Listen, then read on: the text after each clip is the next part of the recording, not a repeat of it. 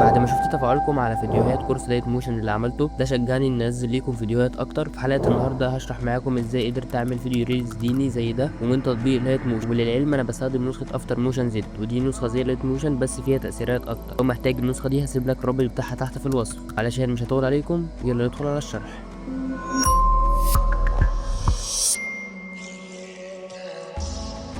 اول حاجه بعد ما نفتح مشروع جديد هنضغط على الزائد ونختار الفيديو اللي هنشتغل عليه،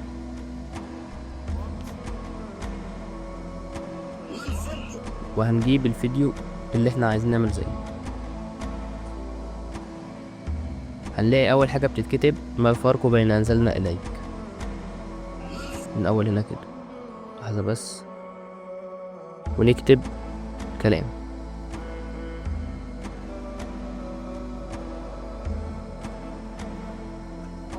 ونختار الخط،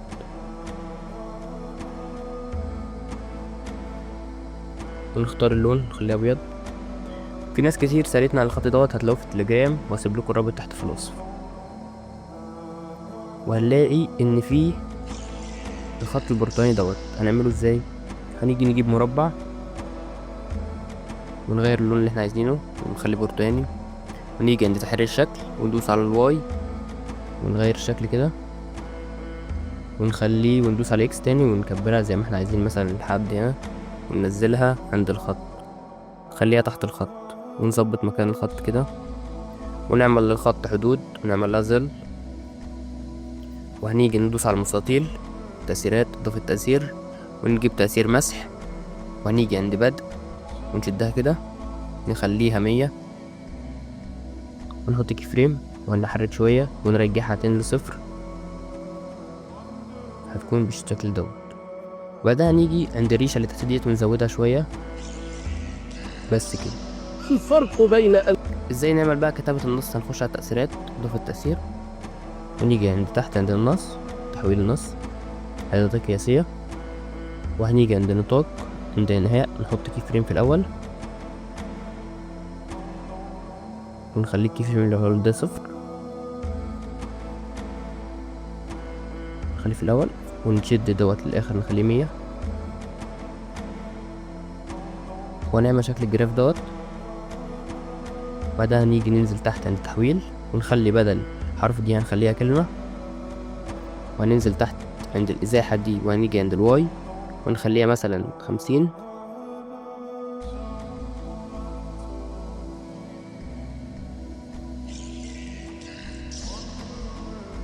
وهننزل عند ألف ديت ونخليها -1000. ولو لقيت ان هي بتكتب معاك كده، فهتيجي هتغير الاتنين كي فريم اللي في الأول، هتخلي دي مكان دي ودي مكان دي كده. بص، يعني الكي فريم في الأول هتكون 100 والكي فريم اللي في الأخير هتكون 0. وعشان تخلي الحركة احترافية أكتر هتدوس على إضافة تأثير، وهتختار التمويه الضبابي وهتخليه 0، وتحط كي فريم في الأول، وبعدها بشوية مثلا ب10 ثواني 15 ثانية تخلي الكي فريم دوت 50. أيوة كده حلو. وتبدل برضو الكي فريم، تخلي اللي في 50 في الأول واللي في 0 عند 15، وتعمل شكل الجراف دوت، هيكون شكلها كده. ولو انت عايز تضيف عليها اضاءة فانا هعلمك دوت في بعد كده في الفيديو، او لو انت رجعت للحلقة اللي قبل كده هتلاقي انا شارح الاضاءة كاملة، بس انا هشرحها تاني. هتكون كده بالشكل دوت، وتكمل باقي الكتابة كده. يعني مثلا هنيجي ما الفرق بين أنزل إليك آخرها هنا، وهي اتكتبت قبل ما الشيخ يقول الكلمة، فهتيجي تدوس تبعد الكي فريم عن بعض هنا. بص، بين أنزل بس هو خلص كلام هنا. هنشد الاتنين دول ندوس عليهم ونحددهم ونختار دي، وبعدها هنكمل باقي الكلام بنفس الطريقة. بس بدل بقى ما نقعد نعمل الكلام كل مرة من الأول، هنيجي ندوس على الكلام اللي احنا كنا كاتبينه قبل كده ونختار دي ونعمل لها نسخ. بعدين نيجي عند الحتة اللي احنا عايزين نبدأ منها الكلام الجديد ونقف عندها ونختار دي تاني ونعمل لصق، ونشد المربع اللي تحت دوت، ونغير بقى الكلام اللي احنا عايزينه. نغير بقى الكلام دوت نكتب وأنزلنا عليك.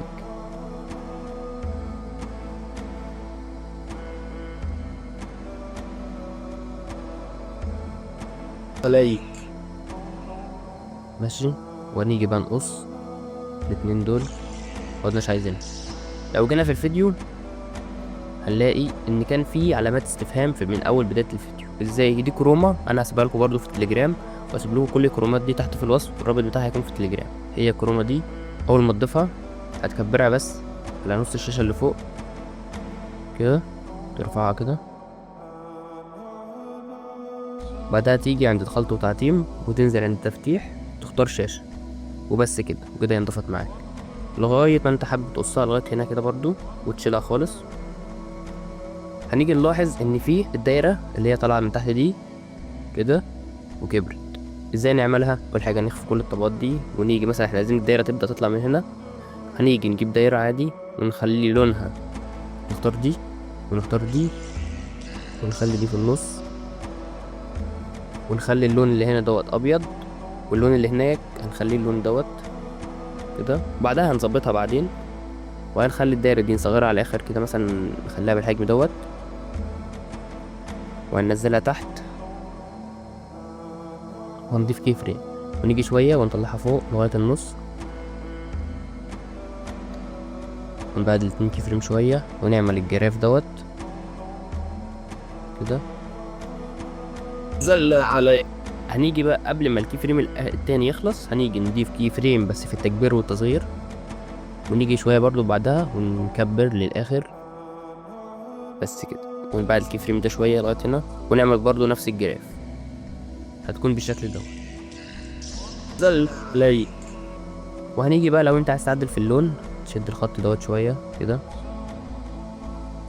نفعل بس الشبكه عشان تبقى واضحه اكتر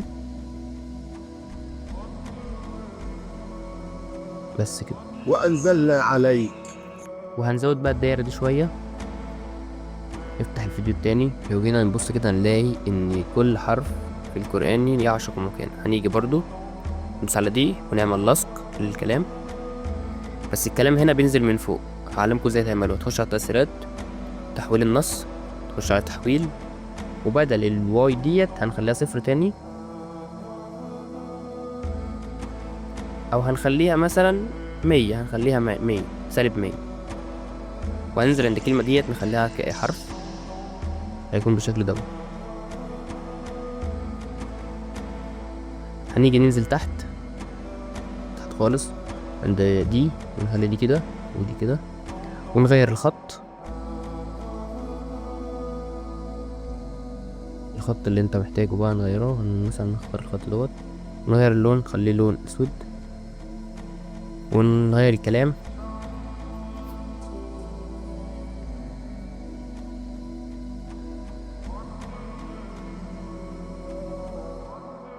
نكبر شويه كده.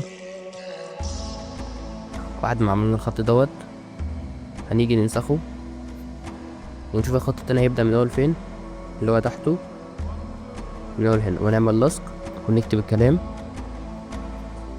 يعشق، وننزل الكلام دوت تحت.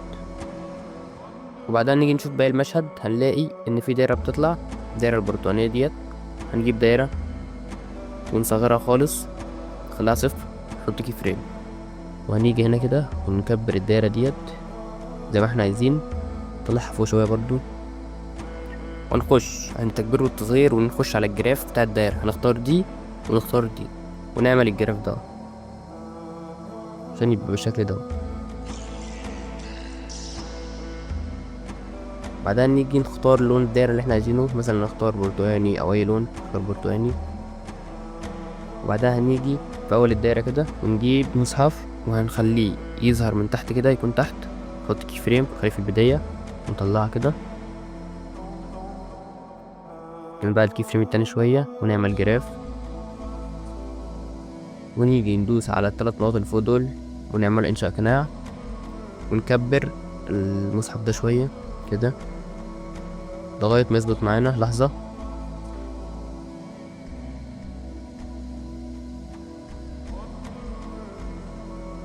ماشي، ونقعد بقى نظبط فيها شوية لغاية ما تظبط.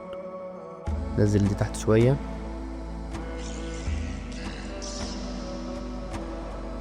ونعمل للمصحف ظل كبره شويه. وهنيجي نشوف باقي المشهد، هنلاقي ان في خط بينزل من فوق ويتمد لغايه تحت كده، فهنيجي نخفي كل الطبقات كده، ونيجي في الاول خالص ندوس على الزائد ونختار دي، ونخلي نختارها من فوق اول هنا كده، نحدد ان هو لفوق، وننزل تحت هنا عند النص ونحط برضه نقطة، وننزل تحت في الاخر نحط نقطة. نيجي عند النقطة اللي في النص ديت نقف عليها، نختار دي ونحرك من هنا كده او كده الناحية التانية كده، تمام. بعدين نيجي نطلع وندوس على الحدود والظل ونفعل دي، نكبرها شوية، ونختار اللون اللي احنا عايزينه، مثلا اللون دوت، ونطلع. ازاي نشيل بقى اللون التاني دوت؟ نخش على الالوان ونختار دي بس كده، ده شكلها. ازاي بقى نخليه يتكتب؟ هنيجي نختار الشكل، تأثيرات، اضافة تأثير، وهنخش على الرسم والحواف، ننزل تحت لغاية ما نلاقي تقدم الرسم، ونعمل ارسم بالتدريج، هنلاقي ده شكلها، تمام. لو جينا هننزلها تحت بقى على تحت كل الطبقات كده، ونفعل باقي الطبقات تاني، هنلاقيها بالشكل ده. ولو عايزين نعمل لها ظل ندوس عليها حدود الظل، نخش على الظل ونعمل لها ظل. مش عايزين براحتكم، لو عايز تغير اللون غيره، عايز تزود في الشكل زود اللي انت عايزه. نكمل باقي الفيديو، نخفي الطبقات دي تاني ونكمل باقي الفيديو. وهنيجي نشوف اخر المشهد دوت فين، نلاقيه هنا كده. فنحدد كل الطبقات بتاعتنا، نحددها كلها كده ونشدها لغاية اخر المشهد، ما عدا اخر طبقتين دول تقريبا، علشان دول من المشهد اللي قبل كده. لحظة، ايوه التلاتة دول كده، دول الاربعة دول هنشيلهم وندوس على دي عشان يكون اخرهم هنا، ونزودهم برضو لغاية هنا بس كده، عشان يبقى شكلهم احترافي وهما بيطلعوا بس كده. وهنمسح دي برضو، ونيجي نضيف الانتقالة دي برضو، اسيبها لكم في التليجرام. دي ندوس عليها خلطة وتعتيم تفتيح شاشة بس كده. وبعدين نكتب انزلنا اليك، هنجيب برضو بالخط اللي احنا كاتبينه في الاول نعمله نسخ، بعدين نعمل له لصق، بعدين نكتب انزلنا، نمسح ده كله نكتب انزلنا، ونختار اللون، ونقرب الكي فريم من بعض، الكي فريم الاتنين لبعض دول نخليها قريب عشان هي كلمة واحدة. ونكبر برضه زي ما احنا عايزين، نخليها هنا بالشكل دوت. وإليك برضه هنعمل نسخ، الطبقة دي نعمل طبقة مكررة، نكتب إليك،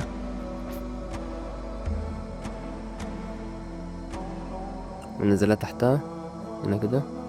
هنخليها تدخل بقى من الشمال لليمين، وندوس تحويل نص، وهنيجي ننزل تحت عند تحويل، وهنخلي الاكس ديت هنخليها مثلا 100 تكون بالشكل دوت، ونخلي 50 دي 0 هتكون بالشكل دوت.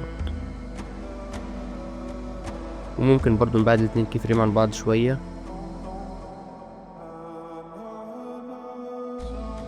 ونعمل لها إضاءة النص.